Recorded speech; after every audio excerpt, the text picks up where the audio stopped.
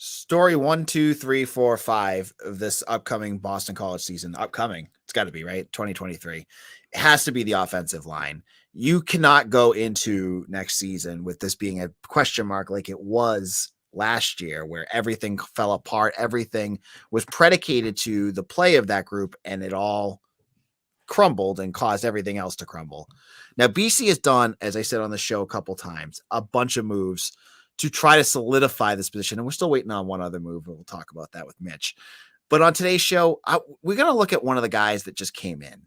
Logan Taylor, an offensive lineman tackle from UVA. Mitch Wolf is joining us for the first time in a couple of weeks to talk about this. And I can't wait to hear what Mitch thinks about Logan Taylor on today's Locked On BC. You are Locked On Boston College, your daily podcast on the Boston College Eagles, part of the Locked On Podcast Network, your team every day.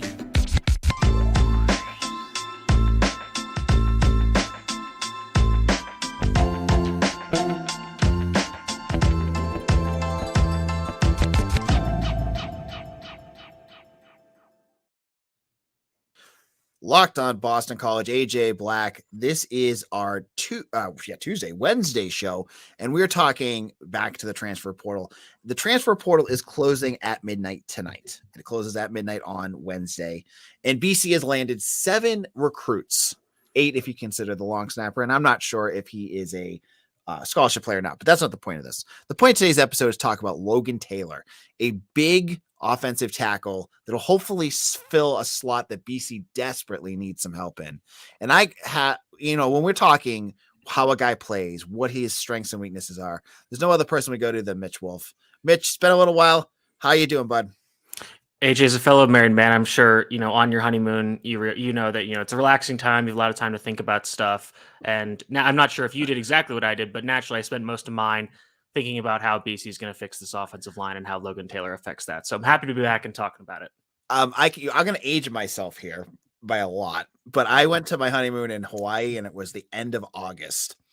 And I ended up watching, and I think it was Dave Shinsky as the quarterback, BC versus Northeastern, who doesn't even have a team anymore, in a Hawaiian island. I was in a Hawaiian island watching it at a tiki bar. So I kind of know your game here, Mitch. But all right, let's talk Logan Taylor. Let's start off with you watched the film. What are some of the things that stood out to you, Mitch?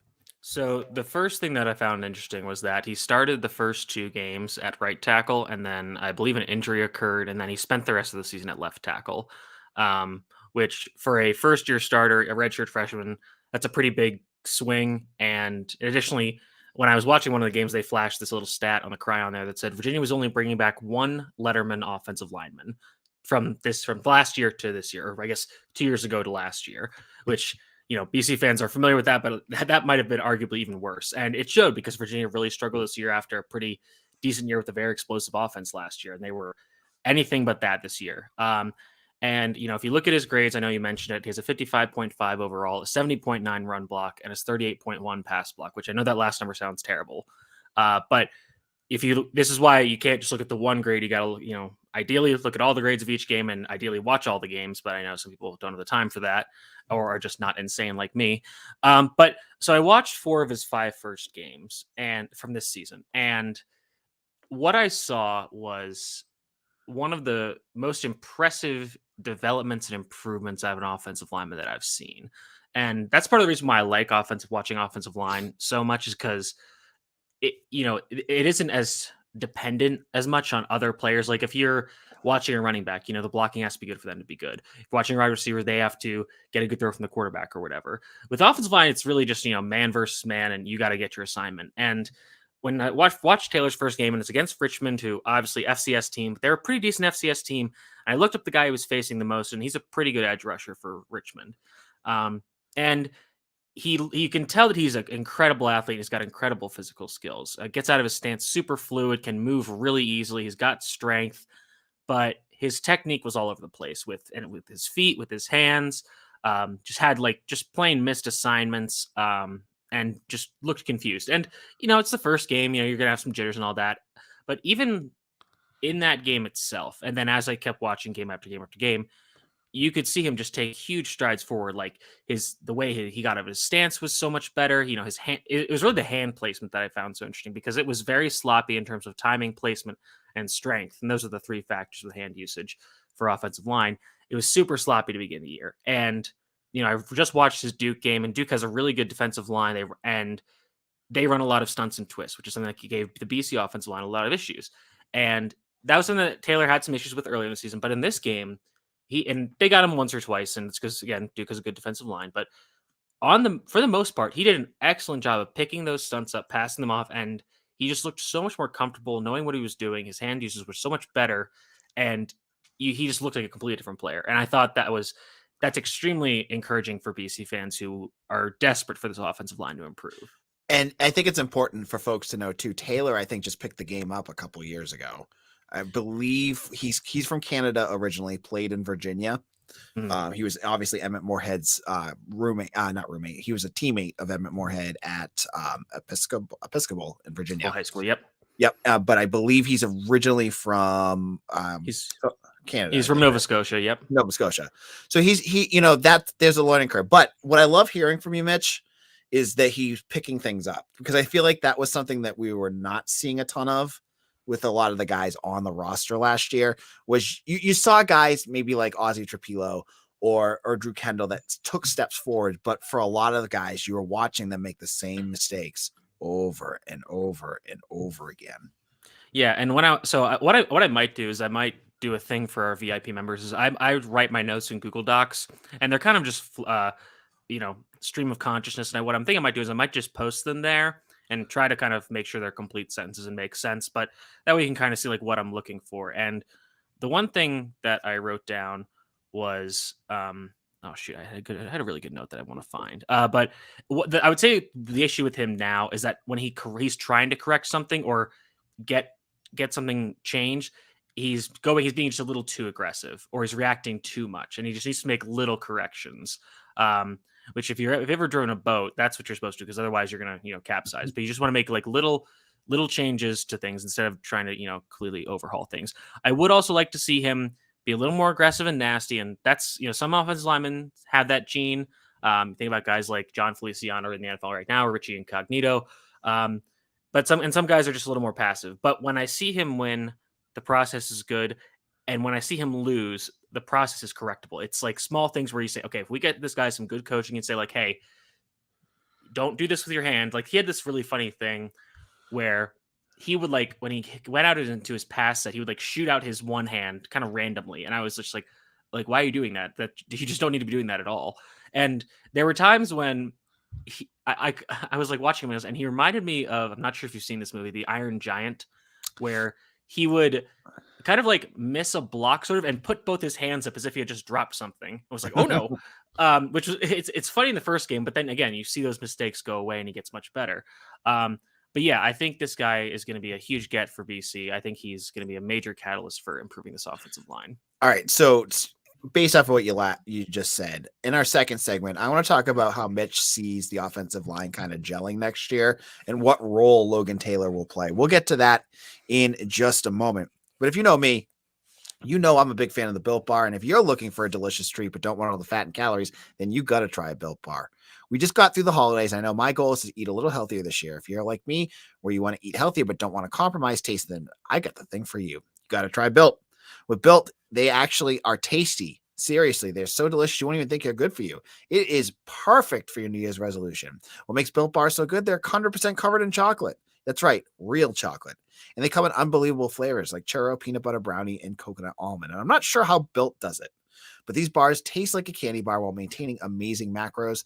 They're 130 calories with 4 grams of sugar and a whopping 17 grams of protein. And now you don't want to wait around to get a box. For years, we've been talking about ordering your Built at Built.com. Now you can get them at Walmart or Sam's Club. That's right. Head to your nearest Walmart today, walk to the pharmacy section, and grab yourself a box of Built Bars. You can pick up a 4-bar box of cookies and cream, double chocolate, or coconut puffs. And if you're close to Sam's Club, run in and grab a 13-bar box with our hit flavors, brownie batter, and churros. You can thank me later, so head on over to Built or Walmart or Sam's Club.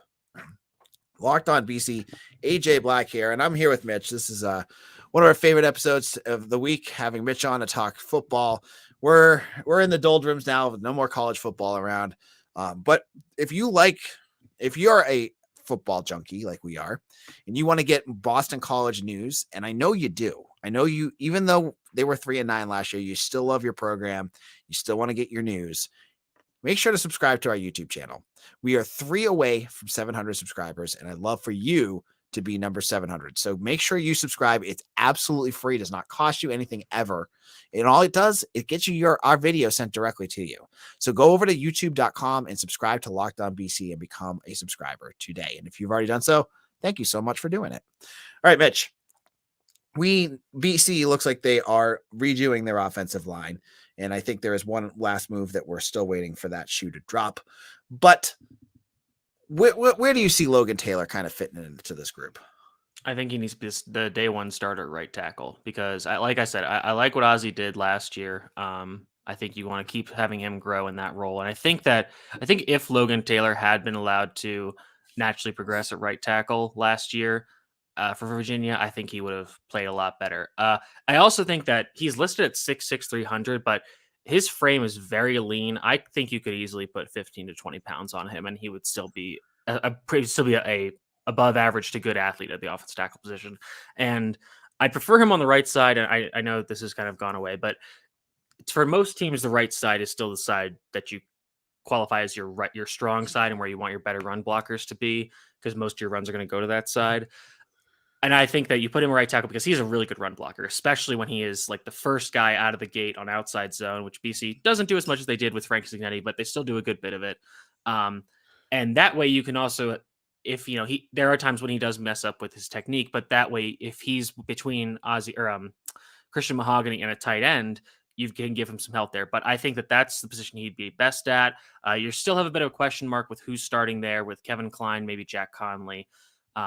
But I think you can put him there. You have no problems. And then that way you can maybe move Klein and Conley to guard where they might be a little more comfortable. Because left guard, in my opinion, is still a little up in the air in terms of I would say that's the one where I have a big question mark as to who's starting if you start Logan Taylor at right tackle. All right. So let's just play this out right now. Given what BC has brought in, including Christian Mahogany returning, how much, percentage wise, how much better do you think this offensive line will be next year? Is it going to be like twice, 50% better? They're going to have better grades. Just give me a number where you think this program will be at. I think that's kind of hard to quantify, but I would say like by the end of, I'd say the first few games, it might be have some hiccups. Hopefully there are no injuries, but you hope you expect some hiccups to begin the season just because guys are getting used to playing with each other, building chemistry. But I think by the time you get into the middle part of the season, I think this group hopefully will have really gelled and they should be a very strong group. So I'm looking at maybe at least a 50% improvement in terms of quality of play because, going from left to right, Ozzie at left guard, I think right now you pencil in Hergel. I would really like to get him trained at center in case Kendall goes down because I think that's where Hergel's future would lie if he wants to go to the NFL based on his size. And behind Hergel, you can have some kind of competition between Kevin Klein, Jack Conley, what have you, Finn Durstein. Center, you have Kendall still. I know he had some issues, especially late in the year as he was hurt and fighting through an injury and everything, but enough positive moments where you can say, okay, this guy's still the center. Again, cross-train Hergel to back him up. And then I think Alec has some training at center, so I'd prefer to see him as the third center, I guess. Mahogany, penciled in at right guard. I guess penned in at right guard because who else are you going to play? Backing him up, you could have Klein or Conley. They'd both be solid right guards. And then right tackle, you can, like I said, start Logan Taylor there. And then, Jude Bowery can back up either tackle spot. In a pinch, you could have Kevin Klein back him up. And in a real pinch, which hopefully we don't see again, you could have Jack Conley play there. But, I know some people have said, oh, they need to get more transfer in the offensive line. And I agree with what you said in that if they can't really they just can't. Even though the portal's closing in a matter of hours and be closed by the time most people listen to this, there's just not that many bodies that will want to come because they aren't going to want to play. Yeah. And then they won't be able to play because there's only 5 spots. But now you've got 5 quality starters, including arguably the best guard in college football. And you have guys who are all experienced. behind them, you also have guys who are experienced, and some of them have a decent amount of starting experience, like Conley. If Hergel becomes backup like Hergel, something like that. So if one guy goes down, it's not going to be this catastrophic chain reaction that messes everything else up. Again, we hope that there aren't injuries, and I can't imagine there'd be any more than there were last year. But I think you're going to see this offense line. It's going to look nothing like it was last year if it goes the way I think it's going to go. And I think you're going to see them be able to open up this run game, which then should help open up the rest of the offense. And as I said before, I think the last shoe to drop, and I've kind of alluded to it through the episode, has not happened yet. Mm-hmm. Which is, I think we're still waiting to see what happens with Dave DeGuglielmo, the offensive line coach. He has been involved with recruiting. He was thanked by Taylor in his commitment post. But you look at, if you read the tea leaves of what's happening on the recruiting trail, Chris Snee is running a lot, which I'm not. I am not. That's a whole episode on ourselves talking about a brand new offensive line coach. But we'll have to wait and see what Hafley's choice is going to be there. Yeah, and for the office coordinator, I know I put a post up on the website for, I think it was for VIP members, but I think I'll kind of say what the summation of it is that I think, and this is similar to what you said, I think Hafley is going to kind of let go of that past requirement he had where it's like, okay, I have to pick a guy that I've worked with like almost extensively. And I don't think that's going to be the case anymore. I think that he would still prefer that, but I think you could see him go with somebody he has not, specifically worked with. Maybe it's somebody who he has, a connection with, like, say, like a Ryan Day. Like, let's say it's like and I know he's worked with the Ohio State quarterbacks coach, but that guy was a quality control coach and Hafley was the co-defensive coordinator. So they probably didn't overlap that much, but I would imagine that would come with a high recommendation from Ryan Day or something similar where it's like he knows a guy who knows the guy that he's hiring. So he can at least get some kind of vouching for him. But I think this is all part of the greater strategy that we've seen. And I know we've been very critical of Hafley at times, maybe not as critical as people would have liked, but I would say that I am encouraged by his shift in thinking this offseason and saying like, okay, last year I tried to do things my way and it didn't work out and we got burned. And I'm changing my process to be more open to try new things because essentially, frankly, he's got nothing to lose now. Like this year is do or die. So you got to pull out all the stops, put all your chips on the table and just go for broke. So I respect that he's doing that and not just doing what, old coaches would have done and just stick to their guns until the ship goes down. Which, do what the last coach would have done. Exactly. Also, for this comment about Hergel starting at right guard versus left guard, I guess it probably doesn't really matter. I know Hergel has a ton of experience there. Mahogany has played both spots, so I guess I feel like still because of how good of Mahogany is a run blocker, he would fit better at right guard. But in terms of the offensive line positions, those two are the most interchangeable, I would say. But yeah, I just wanted to address that. Yep. Thank you. Marty Party's very active in our comment section right now. And if you want to add any comments, you can add that there. Well, Mitch is going to head out because I get to do the fun talk to our last segment to talk about BC basketball, which I'm sure Mitch doesn't want to stick around for. This team stinks, baby. All right. So Mitch, where can people find your work? You can find me at Mitchell T. Wolfe, WOLFE on Twitter. Like I said, we just published my list of offensive coordinator candidates. And excuse me. Like I said, I think I'll probably try to publish my Taylor notes. And you'll kind of get to delve into the mind of a madman, and we'll see what else we got going on because it'll be an interesting season. Stuff is slowing down, but now that we're kind of getting into the draft season, we'll be talking to some of our prospects that are in the draft and talking to some of the transfers that came into BC during this offseason. Mitch, and you promise that your notes are not just all work and no play makes Mitch a dull boy written over and over again. I'm publishing the ones that I type. I'm not going to publish screenshots of the journal that's written in blood. Okay. Well, Mitch, it's great having you back on. We'll see you again next week, and hopefully we'll be able to talk about a new offensive coordinator. Alrighty. See ya. All right. See ya. In a moment, I'm going to talk about the basketball game. So don't go away. I have some thoughts about it and a specific statistical accomplishment BC was able to accomplish, and it's not a good one. We'll get back to that in just a moment. Locked on BC, AJ Black here. BC basketball, they fall to UNC 72-64. And on the show, on the podcast, on the site earlier today, I said in my keys to the game, BC they had to have the offensive game of their career. And I wasn't that far off. This team could not go in and score 65 points and expect to win. They scored 64. They lost. They just needed to have a little bit better of a game, and they weren't able to do it. But how bad was the offense? And it wasn't terrible. They weren't shooting as poorly as they have in years past. And hey, they came back from a double-digit deficit. That's a positive in itself.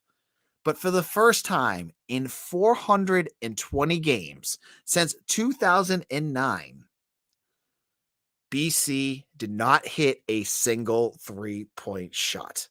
This is an insane statistic because if you follow college or NBA basketball, you know how much offenses are predicated on the ability to shoot a three-pointer.